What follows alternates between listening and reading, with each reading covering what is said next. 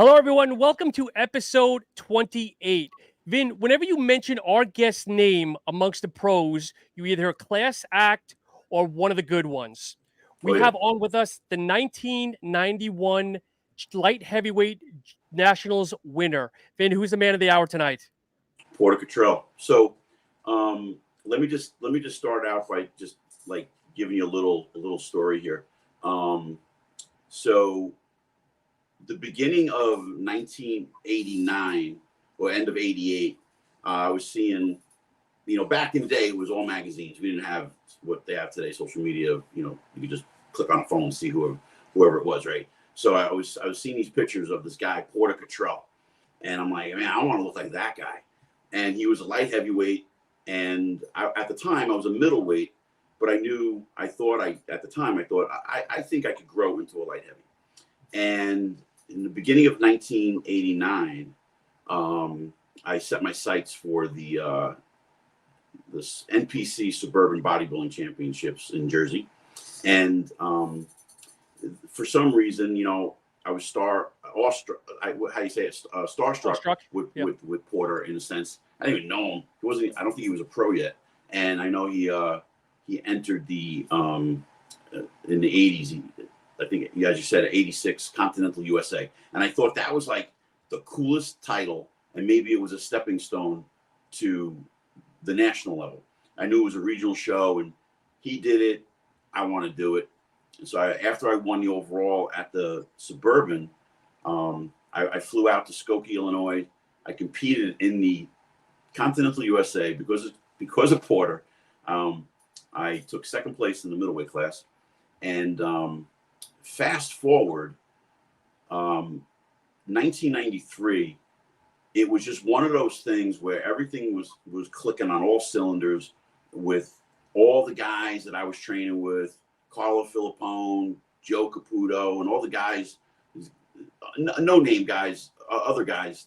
They were my training partners who were competing on a local level in 93. And we did everything together. We ate together. It was just one of those years that just everybody was in sync. And we go to the Night of the Champions in 1993. And afterwards, Porter had won. He won the Night of the Champions, which is now known as the New York Pro. And at the time, it was at the Beacon Theater, which was on another level of excitement back in the day. So afterwards, everybody would go to a restaurant called Ernie's in New York City and go eat. And after we got done eating, we said, let's go walk by the Beacon Theater and let's just see if anybody's outside. And there he is. He's sitting there on a park bench all by himself. And I don't know if you remember, but we walked up to you. And one of the things you said to us was, because we were like enamored with you, like, oh my God, like we're actually talking to this guy. And because we only see people in the magazines. So Porter says to us, guys, and I remember this like it was yesterday, I'm the same way as you are, except I just look a little different. There's no different. You have the exact potential I have. Go after what you're going after. And it's just something like that, right? Mm-hmm. And Dad just lit a fire under all our asses. I ended up winning. I came in second in the junior nationals that year and won my class in the USA. My training partner, Joe Caputo, won a few of his shows. Carlo Filippone went on to win shows and a bunch of other guys. We all just were on fire. And we were so like grateful for that. Literally like it was 10 minutes of your time. You were cool. I appreciate you. And thank you so much for coming on the show, Porter. No, I appreciate you having me. And yes, I specifically, I remember sitting on that bench. I'm almost positive I was by myself. You were? No, my girlfriend went into the Beacon Hotel and yeah, you guys walked up. Yeah. But I'm just a normal everyday guy and I've always been, doesn't mean I haven't done silly stuff when I was hormonally out of balance, but I've always tried to be just a normal everyday guy because I just was built a little bit different at the time.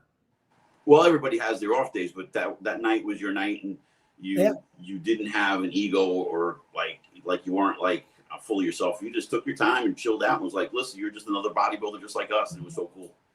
I always believe this. This is how I kind of like live my life. I knew eventually, when you go up in the sport and you're fortunate enough to be whatever degree of success, and you meet people, and but there's going to be a point in time where that's going to be a reverse situation, and you're going to start to come down. Mm-hmm. And there's no longer going to be a Porter Cottrell or whomever, because other bodybuilders are going to come in. But what I kind of like thought, that, well, I'd rather someone remember me for me as an individual than other than the fact that I was just maybe built a little bit different, or had a few successes in bodybuilding. You see my point? Absolutely. That's how I kind of lived my life, Absolutely. in the sport. Yeah. So you win the Night of Champions in 1993, and how did it change the course of your life, if it did? Like, did you get contracts? Did you get you were in magazines? Did you link up with Weider at all? Well, let me tell you, I remember. So I understood bodybuilding really early on, Vinny. I don't know if you did, but so let me just throw this at you real quick. So I remember I won the Mr. Louisville, Mr. Kentucky back-to-back, weekend to weekend, and then I was getting ready for the fire department, but I wanted to compete again before I got on the fire department. And the Continental USA has such an incredible, strong title to me. And it was a very large show. Don't you agree, Vinny? Yeah. And I prepared for that. And then after that, I got on the fire department. And then right as soon as I got on the fire department, got out of drill school, I started focused on the 1988 Junior Nationals. You remember how big that show used to be? Sure. Yeah. From that point, I was really fortunate enough to win my class in the overall there. I started marketing myself. So my point is that you might laugh at this, but guys, I wrote Joe a letter and sent him a couple of 8x10 photos trying to get my name out there. I did the same thing. I started right at the I'm back. not laughing at you. Vinny's done the same thing. I'll compare in a minute, but continue. I'm sorry. No, so exactly what I did. Now, of course, hello. I'm just, won the amateur, 1980, 88 Junior Nationals. But my point of it is that I was doing everything I could to market myself because I understood there's a business side to the sport, no matter how good you are. And a lot of it's personality, but or having a proper physique, but you've got to market yourself. So I would send out letters and a photo to promoters. I don't know if you did this, Vinny, to try to get a guest posing. And let me say something to you guys. I know at least 3 or 4 guest postings before the Nationals, That's the very first Nationals. I was drug tested positive there and wasn't able to compete when Alcu Gurley won. But I would do guest postings for free, just to get my name out there. And I remember, how you used to sign photos and stuff? Yeah. I would not sign one photo, but I just kept chugging along. And, I was trying to push myself. And it was all about marketing at that point in time.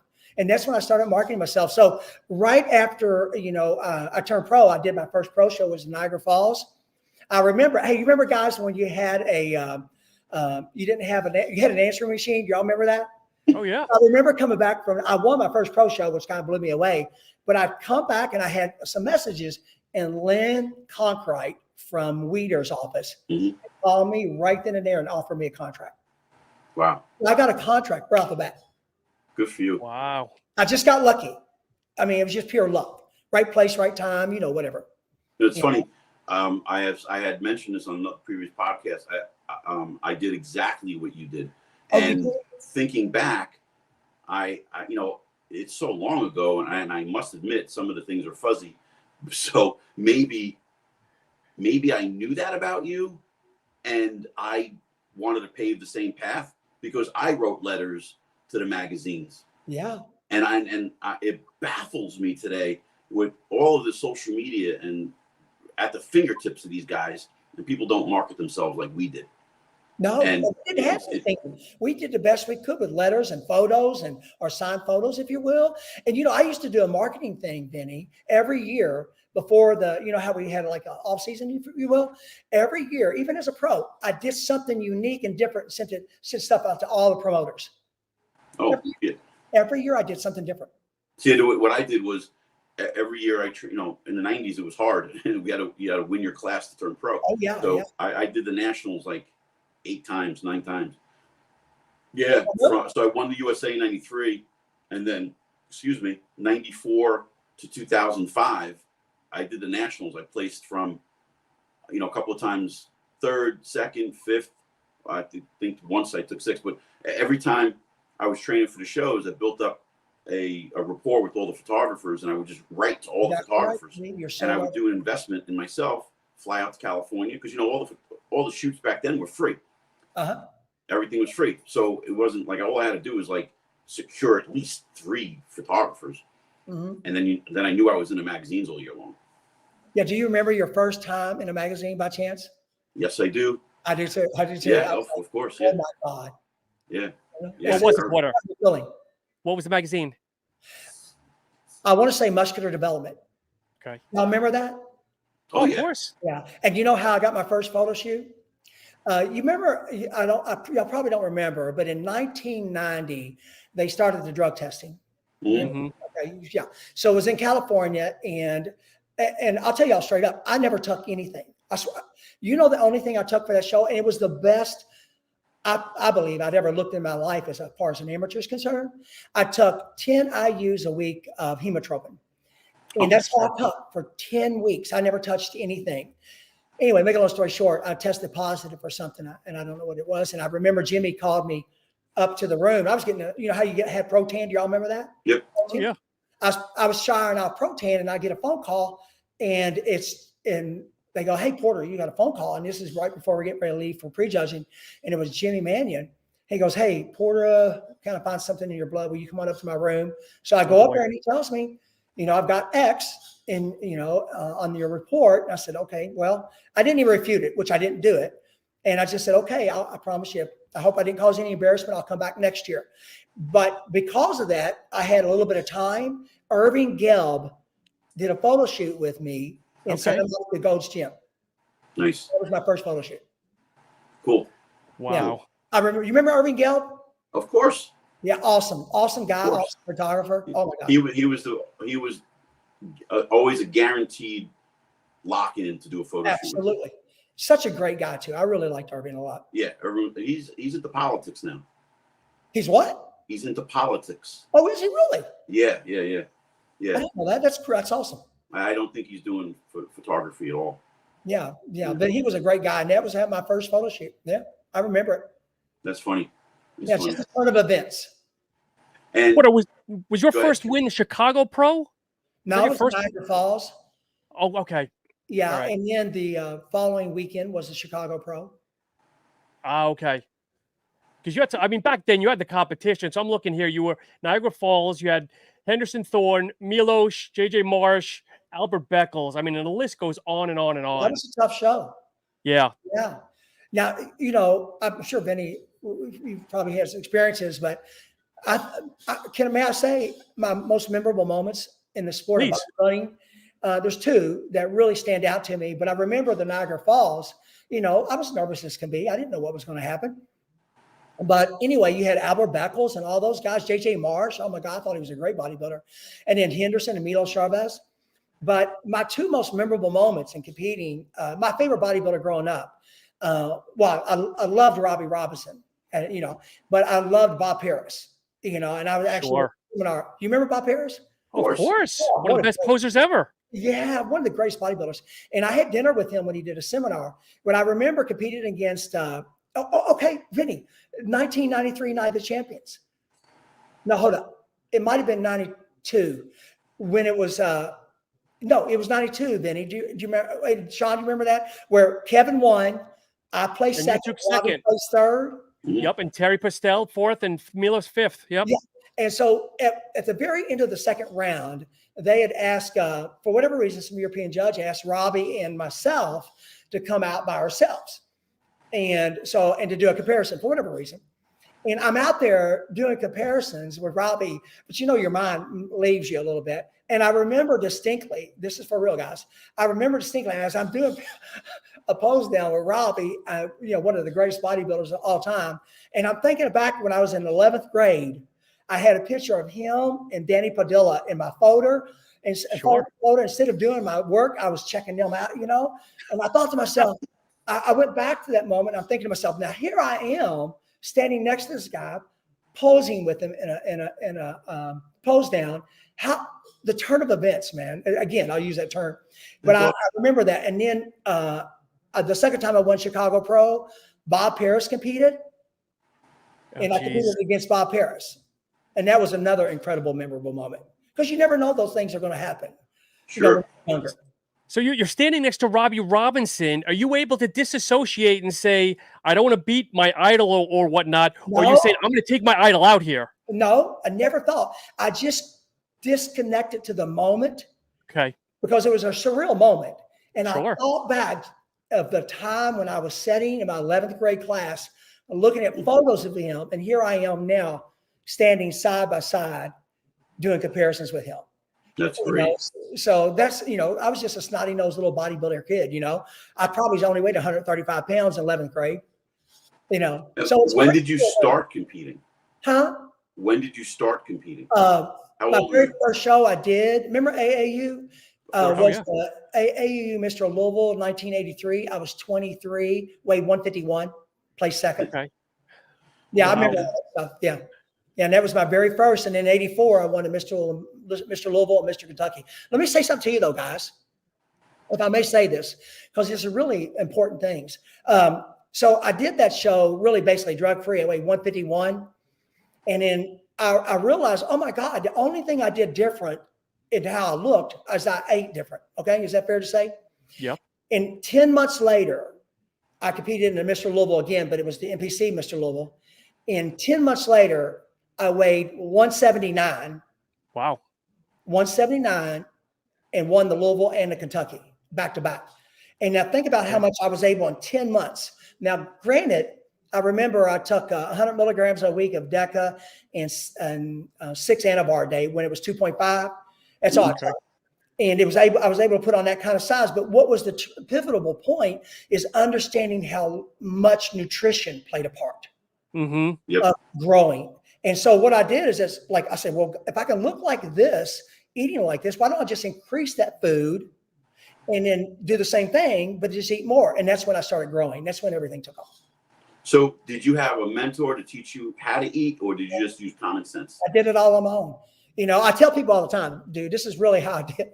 You know, I was just a snotty young nosed kid, you know, barely surviving. I would go to the bookstores and I would get books. You know, I'd only have a little bit of money, and then I'd get books, and I would come back home and stay up most of the night reading them, writing notes, being real delicate. Yep. And I would take the book back the next day. This is for real. I'd take the book back the next day and say, hey, I'm sorry, this is the wrong book. This is the book I was really wanting to get. Love it. That's how I started garnering knowledge, just through reading and trial and error. Yeah, I did it. Nice. I would ask people things, but the greatest advice I ever got is one of the greatest bodybuilders around in the area, Vinny and Sean at the time, was Steve Constance. And I remember everyone gives you contradicting opinions and viewpoints. And, you know, I was 20-something years old. I didn't know what the heck I was doing. And I remember going to him one day, nervous as can be. And I said, hey, Steve, can I get your advice? And I just asked him, dude, well, everyone's telling you X, Y, Z, but you don't know, and everyone has a different opinion. What would you do? Here's the greatest advice he gave me. He said, Porter, educate yourself, because no one will ever know your body like you. And that's where I started from that point on. Yeah. Cool. Porter, so talking about nutrition, back when you were competing, were you high protein, medium carb? I mean, what was your staples looking like? I always based my my meals on protein. I think I understood a couple of factors. I told someone this the other day. In the off season, I never believed in protein drinks. Let me say that right off the bat. I never used them. Never. Okay. Not my amateur career and not my pro career. I always ate real food, and boy, was I sick of eating. I was terribly was. When I got ready for a show, I just knew that and I didn't understand the body as well as I do now. I just got lucky, and I put all the pieces together. I stayed on what was a borderline ketogenic diet, meaning that when it got down to the last 6 or 7 weeks, my carbohydrate take would probably be around 100 to 125. And I felt miserable. Let me just say that. And I would keep my protein up. But how stupid was I not to understand how pivotal and how important essential fat was for your body? So I suffered. I felt terrible through my shows. And I remember Lita Brod and I were in the FIBO in Germany. In Germany? Yeah, I think. And I remember we were talking about nutrition, because I had just the utmost respect for Lee. And he always had incredible condition, because really, to me, everything's conditioning. But I remember we were talking about nutrition. He said, well, Porter, what kind of fats are you taking? And I said, Lee, I really keep my fats super low. He goes, dude, you need some fats. He didn't say dude, but he said, Porter, you need some fats. And he said something to me about, I think it might have been Barlean's high lignin flaxseed oil. And I remember going home and getting some. I thought, well, I'll be okay without it. And I thought, well, oh my God, hold up. That might make me fat. That's how my mind played tricks on me. Sure. And that's why I felt so bad. But once I started implementing fat to my diet, I never felt poorly again. But yeah. So the first 2 years, I felt like crap. So give us like a 5 meal a day. What would you be eating for a show? For a show? Yeah. I'll tell you exactly what I ate. Meal 1 through whatever. Okay, meal 1, I'd have 10 egg whites, 4 ounces of cream of rice with a 4-ounce banana, and 1 tablespoon of flaxseed oil. My next meal would be, depending on what range I was, say I was real close, it'd be a 6-ounce new potato, half a cup of vegetables, and 6 ounces of turkey weighed, 6 ounces cooked. My next meal would be the same exact carbohydrate, same exact vegetable. Sometimes I get hooked on broccoli. Sometimes I get hooked up on Brussels sprouts. And then I would have 10 ounces of orange roughy. And my next meal would be just a vegetable and 10 ounces of orange roughy.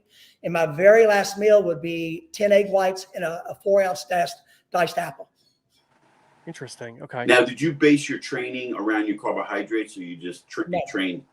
I never thought anything of it. Now I would do, depending on how far I'm behind, I would always do fasted cardio. I think it's a must. I don't know how you feel, but I would either, like, sometimes I would be so hungry, guys.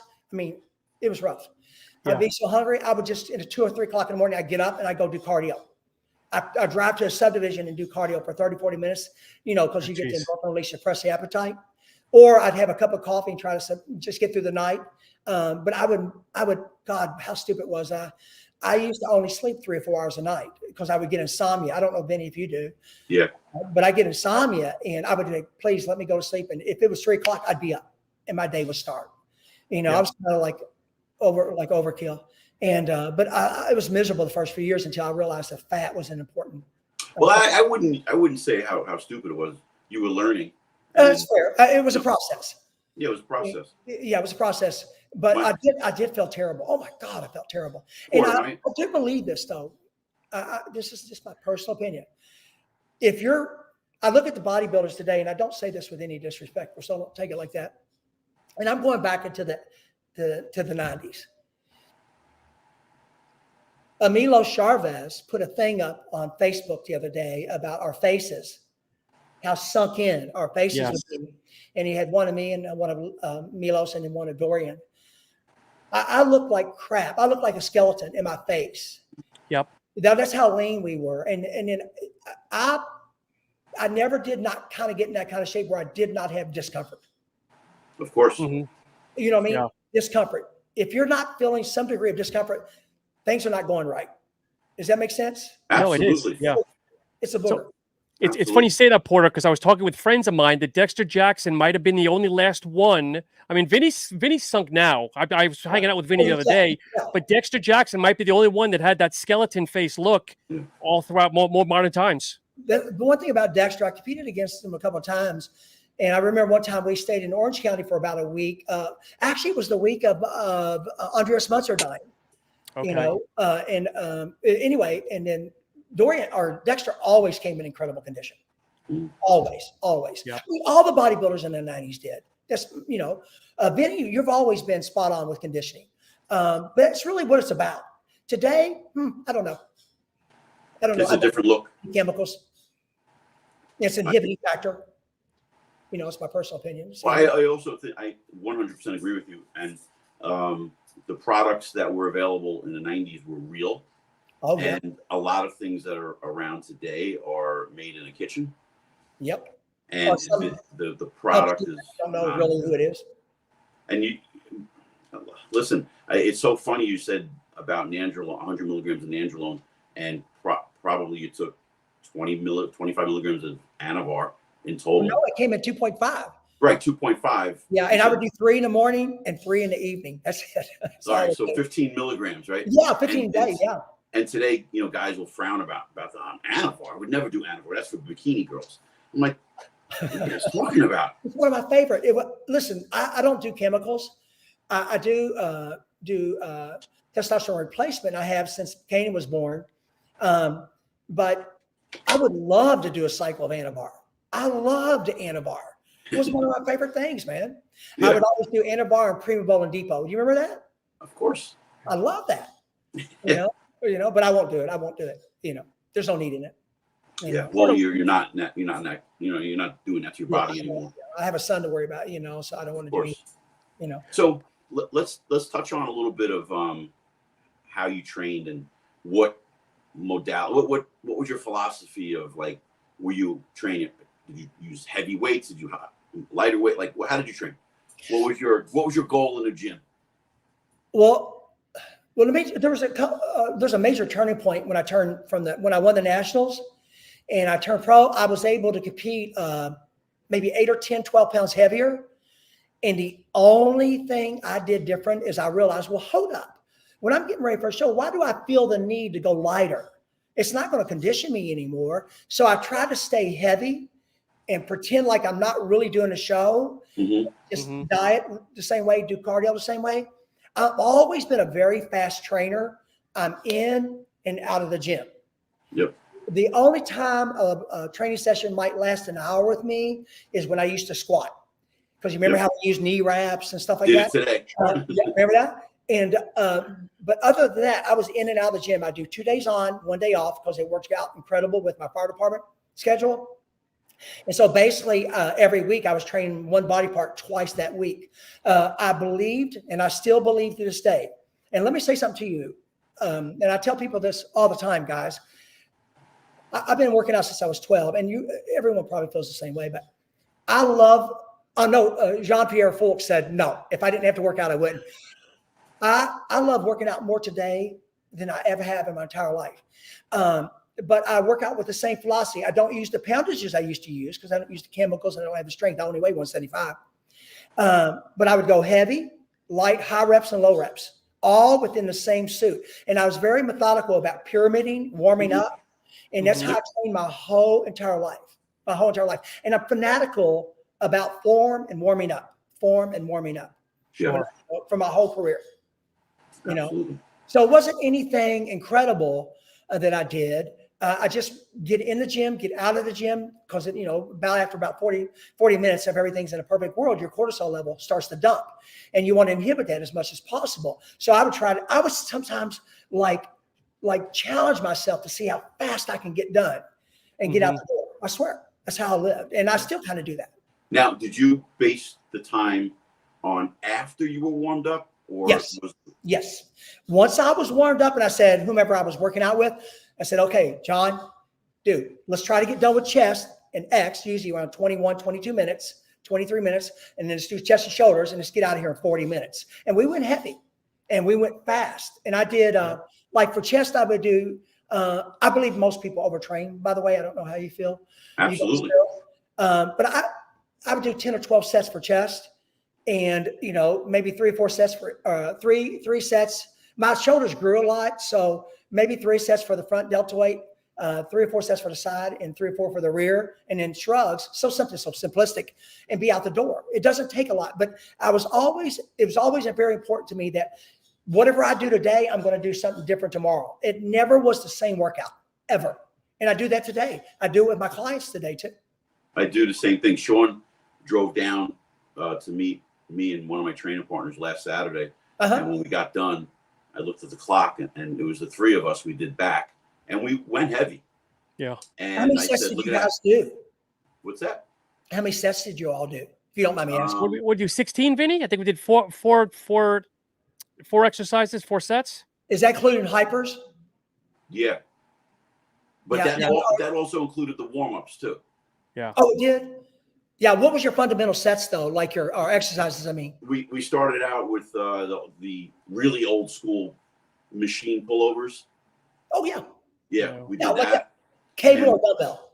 It was cable. Machine loaded. Seated. Okay. Oh, the machine? Yeah. Like a Nautilus or something like that? Yep, exactly. It was a Nautilus. Yeah. So the gym I go to sometimes has that, and awesome. Then we went T-bar rows. T-bar. Yep. Did a machine row. a pull down and hypers, and we got on the treadmill, and I said to Juan and Sean, I said, look at that, under 60 minutes, the three of us, we did back. That's how you do it. Yeah. And there was no phone in sight, no cell phone in sight. Now that's what got us. I'm telling you right now, blows me away. I don't know, like, why have your cell phone with you when you're working out? I mean, if you're going to work out with any degree of intensity and you know, like hard, you don't have time to have your cell phone. No. I don't understand it. I see it all the time though. Yeah, I always like ask myself, would I have done that if I was in this era? You know, and I don't know, because I remember thinking to myself back in the day, before the cell phone was even invented, right? Where I don't want to talk to you. Leave me alone. I don't want interruptions. I want to train. Yeah. And I take my training extremely serious. And you know, sometimes like Sean Brick, like is the second time he came down, and he's like, he asked me, what did I weigh? And I'm like, I don't know. This is training. I don't want to talk about it. And I read the signal and said, okay, I'm going to shut up now. I'll talk to him at the end. Yeah, that's okay. But I was like that too. I was exactly like that. I don't want to work out. I want to train. Yeah, it's a big difference. There's a big difference. And if we start a conversation or you get on your phone or you're distracted, people say, well, I'm still going to do my set. You're doing your set, but you're not training. It's a big difference. You go, he goes, I go. And go in that circle. As the three of you, it's just go in that rotation. Well, that's how you're able to get done so quick. It's like bam, bam, bam, bam, bam. Yep. You know, it was funny though, because when we first started, we're doing the pullovers. Yeah. And I'm thinking to myself, oh, this is going to take a long time because there's three of us. Right. But we paced the warm up. The pull down, the pull over was the warm up. Yeah. And then the last set was a little heavier. I don't know if you noticed, but I had rotator cuff surgery in both shoulders. So I can't do both shoulders. Yeah, I have 14 anchors throughout both of my shoulders. Well, so how do shoulders look so dang good? Because normally they atrophy because of that. You know, I had rotator cuff or labrum surgery, and I noticed the difference in the actually everything became better after my shoulder surgeries, because I was able to now be more focused in my muscle when I'm training than ever before, because I have to pay attention to squeezing, form, being deliberate in the training, with not deliberate in a sloppy way, but deliberate with execution, where I'm squeezing everything and I have to feel it. So to somebody it might look heavy, but the weight I could go a lot heavier sometimes, but I don't. You know. So now, has it inhibit your posing ability? Like yes. Front lat So it's funny you saying that, because my front double bicep used to be so natural to me. And now you got to force it. Well, no, now, so over the last few years, I've been working with this woman, Melissa, who just breaks me up. And finally, it like literally happened this past week, or in the last month, I should say. Okay. She's a masseuse. She's your masseuse, right, Vin? When I bring my hands up, my hips don't go forward. And it's just everything in my back is opened up. So I'm feeling good with my posing. And I feel rotate back with your arms. I can do that now. Yeah. Yeah. See, thank God I don't bodybuild anymore, because it really, even though I'm normal on my left side, it's not the same. Sure. I mean, I'm not 100%. I'm probably about 98% what I used to be. Yeah, but it's close though. That's good. But 2 or 3 years ago, I was 80% in my range of motion. Yeah. If you don't mind, how'd you hurt your shoulders, if you don't mind me asking? Being stupid. You know, the first one. We all do it, man. I'm telling you. Yeah. So the first one, I was dumbbell benching 70s. I was retired. I knew this was my threshold. This is the weight I should use. Right. And it felt really easy. And I thought, let me try 80s. So I picked up the 80s. I'm dumbbell benching 80s. Right. I'm like, wow, this is like butter today.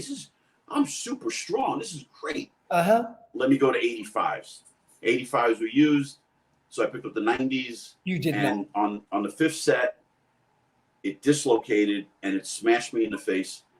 Yeah, I was a mess. Tore my entire rotator cuff right off, and needed 9 acres for this one. And a year later, tore this and needed 5 acres for this on the left side. Hey, can I tell you what I did yesterday morning, guys? Please. It's breaking news. I was one of my clients came in. He normally trains with someone, and he goes, I said, you know what? I'll train with you, Lewis. So we're just going to do arms. And I was just doing dumbbell curls, and I've warmed up like I always do. And we just went up the ladder because I'm real methodical. I don't really use a lot of heavy weight anymore. And I went to 15, 20, 25, 30, 35, 40, 45 on dumbbell curls. And that's comfortable for me, okay? I thought, you know what? What the hell? I'm going to go up to 50. I tore my long head in my right bicep. Oh, geez. On my 5th rep, I went to go. But listen, as soon as I went up, I felt it. It's the weirdest feeling in my life. And I dropped it that quick. So I went to an orthopedic yesterday. And when you tear your outer head, they normally don't have surgery on that, because if I didn't show you, you would probably never know. Okay. But the funny thing about it is, guys, a couple of my buddies have torn their outer head and they would be black and blue the next day. I don't have anything. So I'm thinking it was more, I'm aware of it because I heard it. Like you heard your shoulder, I'm sure. Yeah. I'm hoping it's a partial, but right now I'm not in near the pain. I wasn't in really even a lot of pain yesterday.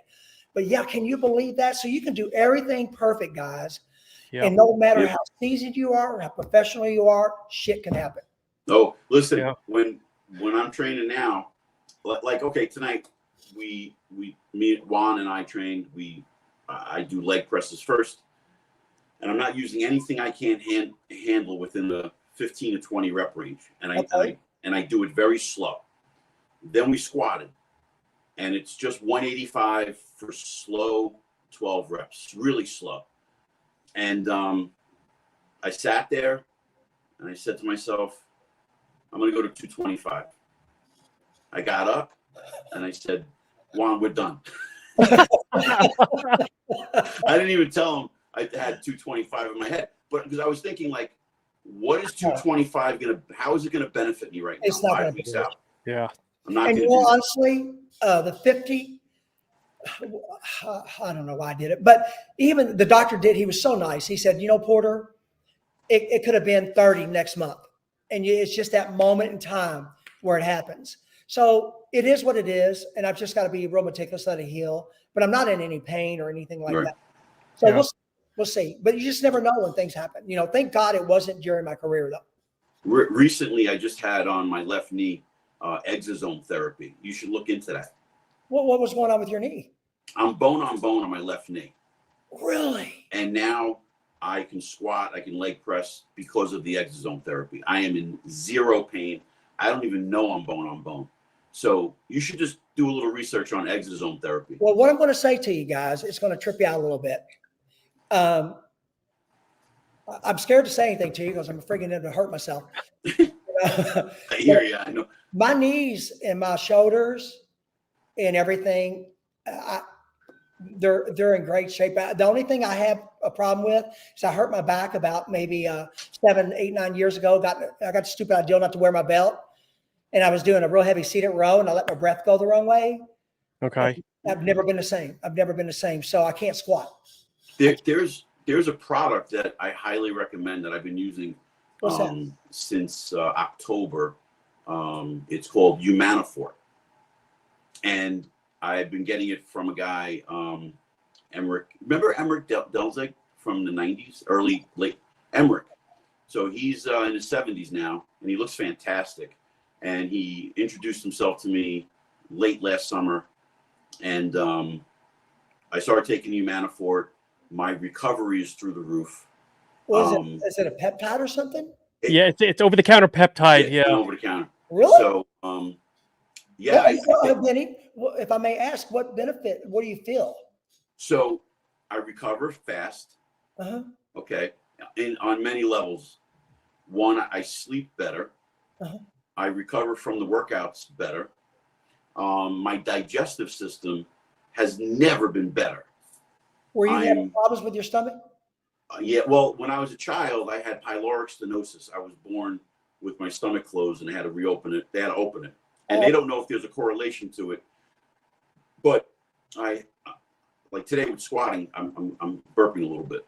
So, and I have to take I'm Presenol for it. It's like over the counter. It's a prescription like for acid reflux. Are But you doing probiotics though, fermented foods and stuff like that? yeah. So my system has since October. And I don't mean to be crude here, but I'm regular. Like I've never been regular before. You mean digestively speaking? Digestively speaking, yes. Your bowel movements? Yes. Yeah, they're okay. Cool. Yeah, well, I don't know if it's because I'm a bodybuilder or if I had pyloric stenosis when I was a child. I don't know. So, hold on. Can I ask you though? Are you talking about you would have a constipational situation? Oh, my whole life. And so since I've been taking Humano for it, I don't. And what I've noticed this prep, my waistline is becoming as close to small again, like I was when I was on the national level. I'm able to pull in my stomach like a vacuum. You know, as we get older, our waistlines as men, we get a little wider and thicker. Yeah. So on top of my better digestion, I also been doing a lot of planks and a lot of planks exercises to contract the abdomen inward into your lower abdomen, into my lower back. Can I ask you a question then, just real quickly? I'm always curious, guys. I mean, I like listening to people and talk to them. Like one of the things that I would always do prior to a show, about 8 weeks out, I would never squat. Mm-hmm. Because it causes a protrusion of the abdominal wall. I felt like my waist was thicker and heavier. I mean, I did some stupid crap at the very end of my career because I thought I needed to be bigger, but barring that, I would always stop squatting, prior to about 6 or 8 weeks out. I'm at that point now. That I follow the same kind of guidelines where probably today was my last time I'll squat. And you're going light, but still yet, Well, I'm going light, but I'm going super slow with 185. And I'm pausing at the bottom and I'm coming back up and I'm Are you doing high reps? Are you doing high reps? I'm doing anywhere between 12 and 15 reps. Yeah. I can handle more weight, but I just don't see the benefit and then like risk to benefit where, all right, if I do 225, I've done 275 recently and I'm like, that was stupid. I'm not doing that again.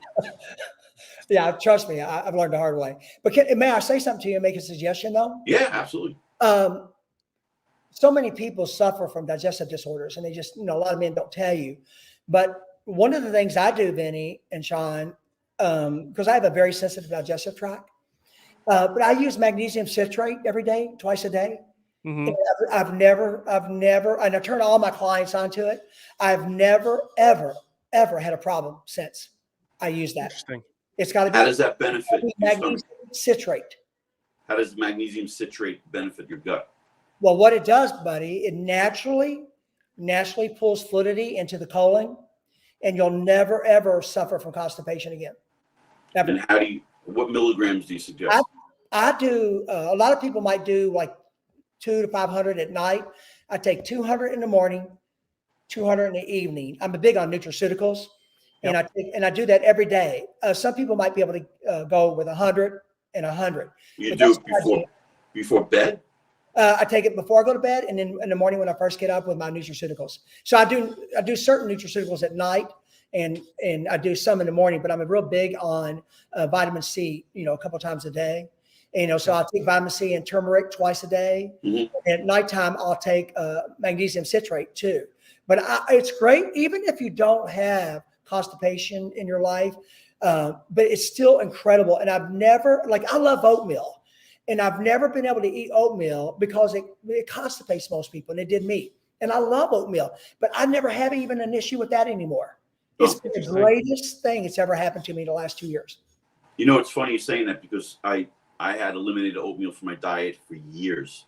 Because it constipated you? Yeah. It killed me, dude. It killed me. I mean, I couldn't do it, and I love it. So now I don't have any problem. I was on vacation last year, and I was having oatmeal every morning with pineapple and blueberry. And I'm like, wait, I'm regular. So I kept pineapples and blueberries in my diet even now. I eat them every day. Yeah. I eat them every day. I've never had fruit in my diet before. Oh yeah. Listen, can I tell y'all something? I don't really care about food at all. I just don't care. I don't care. And I eat very healthy, but every once in a while I might have a Grater's pint of ice cream or something like that, or something with my son. But I love eating healthy and I love what I eat. And people look at me like, how in the hell can you do that every day? But are you like that? Are y'all like that? Or do you struggle with that? No, I'm a foodie, dude. I'm Italian, so I grew up in Jersey. Oh my God. So you like meatballs and sausage. And I was just telling my friends, my nephew just competed and he turned pro. He won the overall Masters universe. That's congratulations. That's awesome. My nephew, yeah. And now Juan and my nephew text, and they're texting me like desserts. I'm like, guys, you suck. Why do you have to? I didn't do this when you were prepping. And it's like, I'm like these desserts with like a brownie stuck on top of ice cream, and I'm like, there's no love in this world, man. No. But my like right now, I was great, and if you put it in front of me, I might eat it. I want so after the show is over, I want a veal parm sandwich. So that's a big thing here. Good, Porter. It's okay. So yeah, no, Vinny's delicacy now is chocolate protein and cream of rice. Yeah, no, I get that. I only do that on Tuesdays and Thursdays when I'm busy with work. That one meal I have to have something quick. So I mix protein powder, whey isolate in my cream of rice. So. Yep. You still there, Porter? Well, I'm here. Okay, because we see you. Can you see me? Yeah. I'm trying to find you all. Okay, we see you though. See you. Well, I don't see you all, but we're cool. Just look straight ahead and pretend you see us. Yeah, I'm in the pretend market right now. So Porter, when you walked away from the stage, what was the hardest thing? Was it the travel? Was it the camaraderie? What was the biggest thing walking away from the stage? When I walked away from the stage? Yeah, when you retired. No, I was done. It was 4 weeks before the 1990 Mr. Olympia. Okay. And I weighed, I think I weighed 219 that morning. And I'd hurt my wrist. And then I got up late to do cardio. And I remember running into the shower or the bathroom and put on a pair of socks. And I leaned up against the wall or whatever I was leaning against. And I pulled my leg up real quick. And I tore my hamstring. Oh, and literally, guys, it's like you turn it off a switch. I said, I'm done. I quit just like that. Yeah. But you went through with the prep. You finished. And No. Listen to me. I quit. I didn't go to the show. For 10 years, I didn't even talk to anyone that dealt with the bodybuilding world or anything. I mean, when I left. You know, and I was kind of done because I was feeling, I allowed myself to do something I swore I would never do, because I don't know how you feel, Vinny, but I always kind of felt like I was an artist and my body was the clump of clay. And that's what I loved, getting ready for shows. I didn't really particularly love competing, but I loved the preparation, I could say, the challenge of it. And then, you know how Dorian came in and the sport started changing to become more of the mass mongering? Yep. I started using a water-based testosterone. I remember around 96 or 97 to get bigger, and I started competing a little bit larger. It changed my whole structure, and I just didn't like my physique.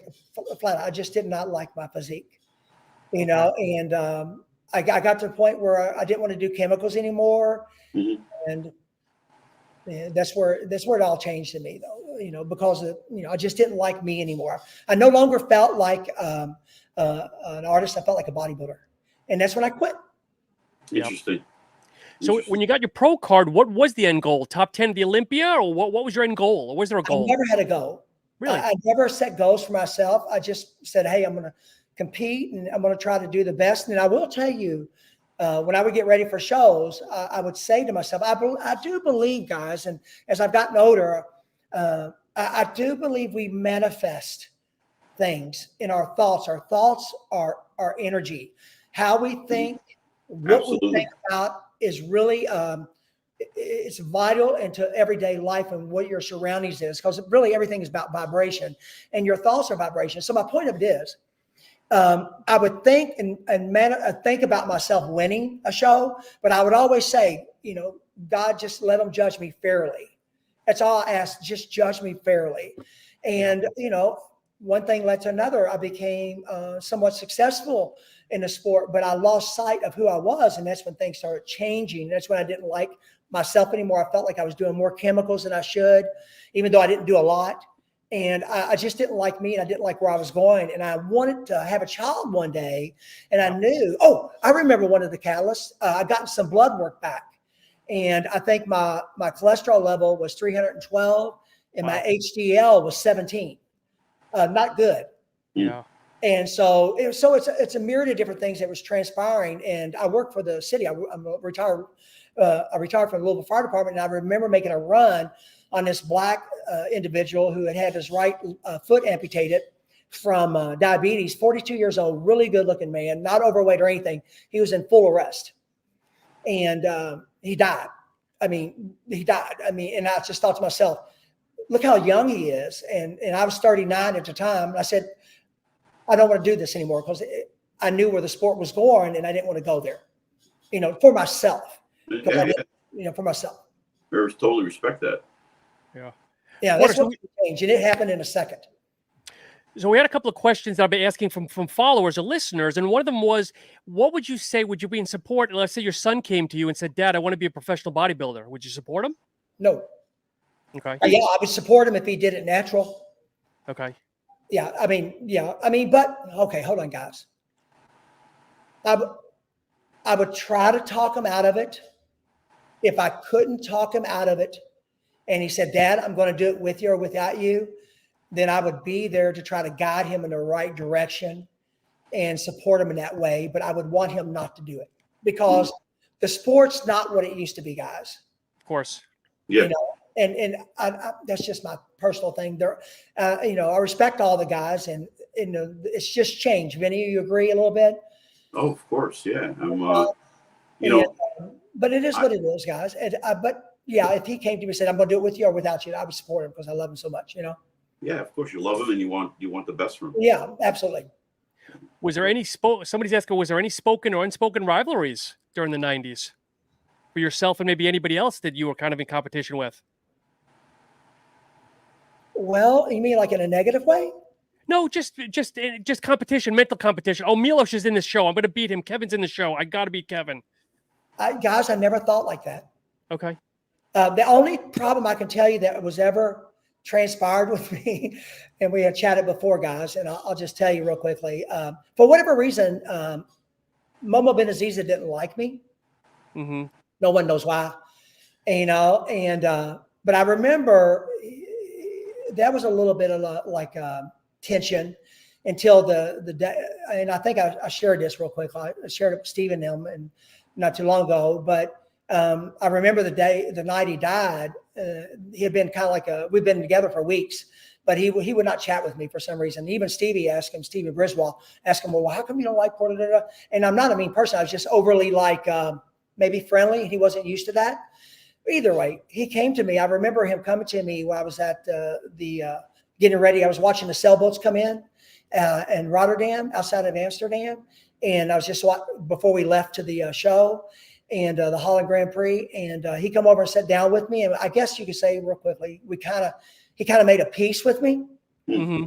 And that night he was real pleasant toward me. And I remember before we walked out on stage, Momo was right in front of me. And I said, he didn't speak very good English at all. And I tapped him on the shoulder and I gave him a thumbs up, and he did a most muscular. And guys, let me tell you all, I mean, he was about 200 pounds, 5'3". He looked like it was unreal. And he had won every show. And, unfortunately that night, he started dying on stage, and he died that night. Yeah. And it just happened to be myself and IQ Gurley trying to save him. Do you mind sharing that story? Sure. What do you, how did you find him? How did you? Well, he started dying on stage, to be honest with you guys. He would get, in Europe, there's 4 rounds at one time. And all those shows and the venues are so packed, and they have always something special each time. So there was a wedding proposal thing going on at the same time as our show. So we did the first round, second round, and during the first and second round, or maybe the first round, we noticed that Momo kept walking off stage and coming back on, walking off, coming back on. To do us a comparison, walk back off and come back on. Well, so we finished the first and second round. We're backstage and we're waiting to do our posing round, right? And I remember walking up to Momo, and I had some gummy bears. And Henderson Thorne and all of us, Milos and all of us were standing around. And Momo was leaning against the wall.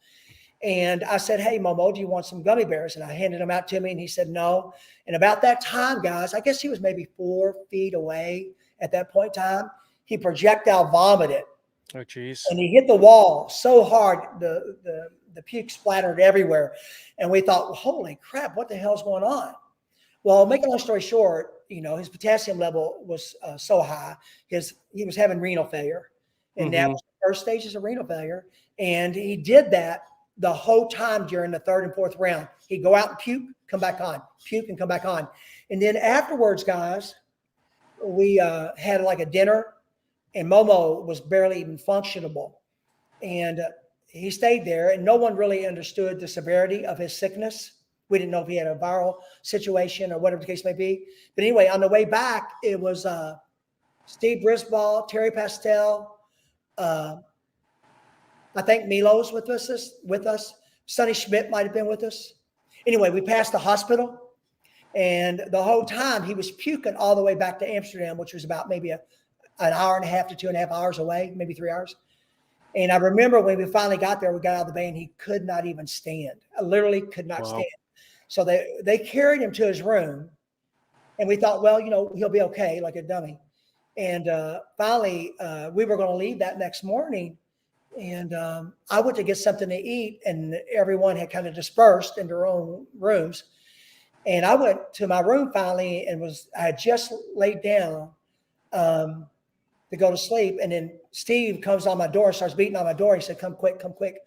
Momo's sick. So I ran down to Momo's room, and he just pulled him off to the bed, from the bed to the floor. And I bent down. He took his last breath right there. Jeez. And which I didn't know. And he had a 22-year-old girlfriend with him that had never been around bodybuilding, by the way. And she was like literally, of course, going insane. And then I started CPR. So, and then IQ came in. He helped me. We did CPR for like 40, 45 minutes. Never bringing him back, of course. And before the EMS got there, and they got him there, we all went to the hospital to visit him. It's really kind of odd, guys. They set, when someone dies in Holland, at least in Holland and Amsterdam, they set the person up, put the sheet about, up around chest level, and you're able to go in and pay your respects. And 3 or 4 of us that went in to pay, Henderson, I think, and Steve and somebody else went in to pay respects to Momo, and he looked like he was asleep.